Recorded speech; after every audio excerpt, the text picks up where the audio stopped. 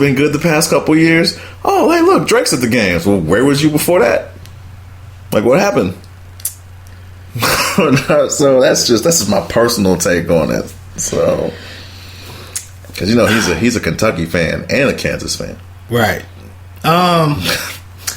Sting. I'm gonna be honest. The Police. I don't know if it was the Police at that time or Sting. I think it was still the Police. But the Police have one of my top 20 songs. Cannot even think of the name of it at this particular moment. But Sting is a beast. I believe it's 16 times Grammy winner. Had the performance back in the day on MTV when Notorious B.I.G. passed away. Yeah. And he came on there with Puff Daddy and Faith and 112. And, that was a kind of a game-changing moment in my life. That whole situation right there with Pac passing away, sometime soon before that. So Sting always has a lot of credibility, and he's a great musician. I know I remembered him doing a nice set on, it may have been I don't know if it was the earthquake there. The relief stuff. The relief effort for that. He did a performance with just him and another musician. That was phenomenal. Every Little Thing She Does, I think, is a song that I'm thinking of. It's one of my favorite songs. Just Police was some bad boys. I mean, they're lots of hits. Just true musicians. I don't want to go digress and get off on some tangent, man. But I just been. I saw a documentary on Kansas, the band Kansas, last week, and just the stories of bands is so interesting compared to like what we have today in music. I mean, a band, that's just such great. Even if it's an R&B band or a soul band or funk, a band, man, it's just so much more dynamic. Yeah, I just miss that element in music. But anyway, that's what's going on for NBA All-Star Weekend. Just wanted to put that out there. Last night was the SAG Awards, and everything is going on with the Oscars, the hashtag Oscars So White thing on Twitter and in social media. But last night, Idris Elba, Stringer Bell for some of us, forever. That took place. The Screen Actors Guild Awards, SAG. In my opinion, this is bigger than the Oscars anyway for me. But I say all that to say the winners, some of the winners that jumped out at me were Uzo Aduba. She won again for outstanding performance by a female actor in a comedy series for Orange is the New Black. I'm still only halfway through season 1 on that one. Amy Poehler was in there. I see she was nominated. But shout out to Uzo Aduba. She did have a character on there that I liked. Orange is the New Black won an award for outstanding performance by an ensemble in a comedy series. A couple other ones that I wanted to mention really quickly. Leonardo DiCaprio won outstanding performance by a male actor in a leading role for The Revenant. I don't think you've seen that one. I haven't. I want to. Okay. Leo, note real quick. Did you hear about that rumor that he's supposed to be playing Scarface in the remake? Wow, that would be ridiculous. Yeah, that doesn't make sense. We'll have to come back to that one. Let's come back to that one. I hadn't heard that.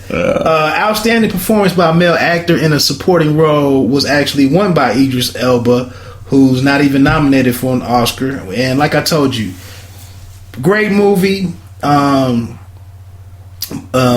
riveting movie, and a riveting performance by him as this commandant. I don't remember his name, but who was leading this group of child soldiers. We just hit over the hour mark on here, but I just think Beast of No Nation is something that people should see. And then secondly, the kid that was in there, Abraham Atta, I think is his name, played a Goo. He was great too, but Idris actually, he's in this hip hop. Yeah, he DJs. And he DJs. He actually has an album out right now on iTunes for Luther. it's some music that he made for the series, how he was inspired by the series or whatnot. But he actually took some shots and made some diversity comments and jabs. I think he just said the SAG Awards, diversity TV or something. But he won that for outstanding performance by a male actor. Really quickly, Kevin Spacey won outstanding performance by a male actor in a drama series, House of Cards. Viola Davis won for a female actor in a drama series, How to Get Away with Murder.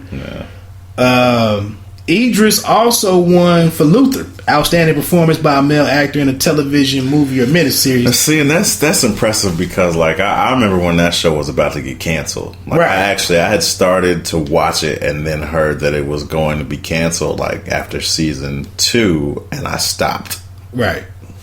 And this year, I think they're doing some very weird stuff. Like, a season is not even a series of episodes. A season might be like a 2-hour movie or like or 2-hour episodes. That's kind of they're doing some different stuff. So I'm gonna have to get back in there. Yeah, I need to finish off Luther myself. But I tell you where the SAG Awards got it right. Mad Max Fury Road actually won Outstanding Action Performance by a Stunt Ensemble in a Motion Picture. And in my humble opinion, I feel like that was such a better or an award or accolade for Mad Max Fury Road than being a Best Picture on the Oscar side. I just didn't get that. That might have been the last one, that I wanted to make note of. Just like I said, Idris took the opportunity to fire some shots and let it be known that he wasn't happy with what was going on. The last one that we had, I know we had Master of None. We can get in that if you want to touch on that. That's Aziz Ansari show on Netflix, an original. I have not seen that one yet, but I did want to, because I want to spend 30 minutes at least on these NBA topics. But what's going on with the Batman vs Superman, or Batman v Superman Dawn of Justice, man? I am growing really concerned about these previews, man, because this does not look like a good project to me. And I don't know if we're seeing rough cuts, but as the previews have started coming up, the Lex Luthor scene, the introduction at a party or something or whatever. That is a mighty strong handshake. The banged up Batmobile. I'm getting very, very bad vibes with what we're gonna see. So DC actually had a show on one of the main networks, ABC, CBS, I'm not sure which one, about a week ago that I caught a few minutes of. And I feel like they're trying to appease people like yourself and me who are apprehensive about this movie, because I've red flag question mark ever since they was like, Ben Affleck, that's Batman. And I was like, nah. And that's not like a diss at Ben Affleck. Like, I think he has slowly bettered himself as an actor. He's done some things that I've really enjoyed. Made some political statement. Yeah. And look, man, you just so the thought is that this is an older, more bitter Bruce Wayne / Batman character. Like, he's dealt with loss. Like, one of the Robins, the original, or not the original, but the second Robin is supposed to have died at this point. Like, now you're not going to see all that in the movie. They probably won't even touch on it, but that's the history of kind of laying the foundation for where we are. That's the history with that particular Batman that they're trying to use to branch us into the Justice League and all of this stuff. And the next slate of Batman film. Yeah. Which he may or may not be directing. I don't know. But, and the Lex Luthor thing, man, like, look, I like Jesse Eisenberg probably more than most people. Right. All right. A bad dude. But you can't be Lex Luthor. Like, you're tiny. Yeah, his stature. And he's so much younger than both of those guys. How can you have these properties? Superman, the last Superman was abysmal. Is not even. You didn't like the last one With Electro? No, I'm sorry. Spider-Man. Oh, okay. With Electro. I'm just saying. I didn't like Jamie Foxx and that.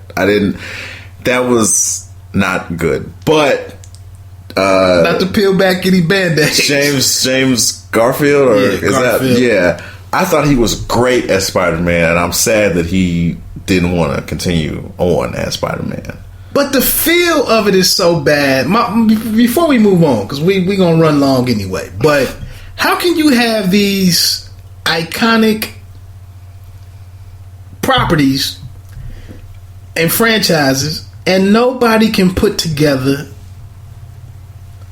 something that I can sit down for 2.5 hours with some popcorn and my wife next to me and come out of there and be like, hey, that was alright, and I'm ready. I'm ready for part 2. It can't be this hard, man. They have a storeroom full of material to take this stuff from. Why is it so hard? I think because there's basically 3 groups of people that watch these superhero / comic book movies. All right, so you got your diehards who grew up reading the comics. All right, and that's your group who is going to nitpick and criticize, and you probably can't do anything right if you don't adhere strictly to the guidelines already set. Right. Then you've got your average, just somebody who's familiar with superheroes. That's probably where I fall. Right. And I'm probably closer to that. Like, I grew up on comics, but I did the comic thing. I got some in there. The first G.I. Joe, a top 3, a 1, 2, or 3 Captain America song. I got that right here in the other room. Yeah. And so, for the most part, we just want a good product. Right. All right. We don't mind some of the inconsistency. Right. The retelling and some of the differences. And then you got your third group who basically just wants to see a movie. Right. They don't really have any attachment. They don't have any attachment to the history of the characters or anything like that. And they just want to go see a good movie. And so I think it is hard to please all 3 groups. But I just, and this again, like, DC is trying to do what Marvel has been unsuccessful with, or has done, in most people's opinions, badly. They're trying to, from the gate with this relaunch, get these characters in place and have these people stay and have a continuity that does not change as they introduce us to the Justice League and that particular universe of DC. Whereas Marvel has had so many different reboots and all these different characters, and because of how Disney and Fox and everybody has split the rights in Marvel, you can't even, like, we got movies that reference a character but can't say his name. Right. And so I'm interested. This is not looking good to me.